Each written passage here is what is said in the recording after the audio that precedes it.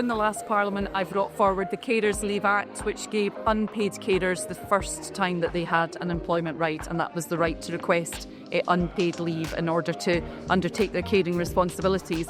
But it's quite clear that we have so much more to do. The number of carers that exist in the UK, the fact that our social care systems are still not as they should be to support people, it's really important that we develop them. And actually, I think one of the issues where I agree with the government is the fact that we do need to grow the economy, and unpaid carers who want to work are an untapped resource.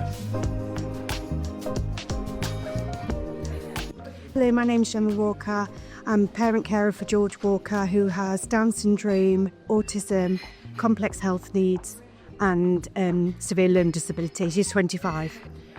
So for me, it's about flexibility and having that safety net and being able to care and juggle work at the same time. So to have that paid carers leave would mean that we're not taking annual leave that we need for our own health and well-being. So it just enables us to carry on juggling both work and care as well. I think employers really, in terms of improving productivity and retention, this is a really key tool. By actually supporting your carers to be able to be flexible at work, enables them to be able to bring their whole self to work and be able to be really productive. But if we don't do that, we actually see the opposite, really, in terms of we've put the barriers in place and make life very difficult for them.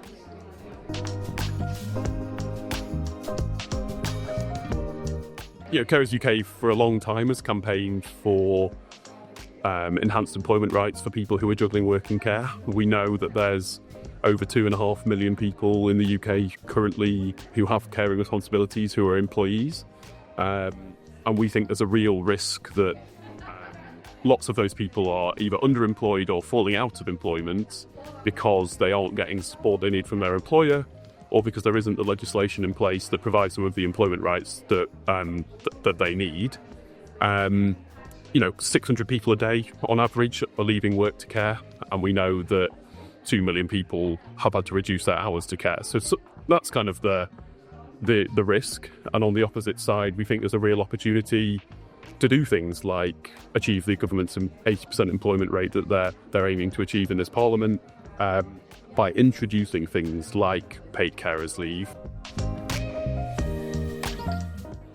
One of the things I've loved about is working in this space around unpaid carers is the different organisations that I've had the opportunity to work with and the expertise I've been able to draw on. And that's certainly true for the Centre for Care, the academic research that underpins all the thinking that's going on about providing the right support to unpaid carers and those they care for.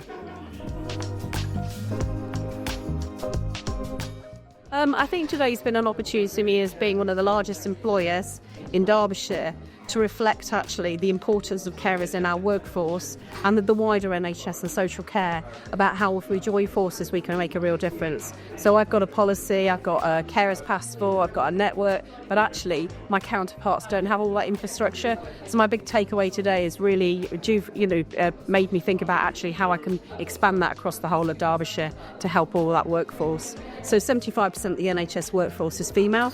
And then you take the age profile, we have an opportunity to make a real difference. One of the takeaways today for me, I think, is that there is a real strength of feeling amongst the people who are here today about the importance of this agenda and the opportunities that we've got coming up to improve the lives of millions of working carers in the UK.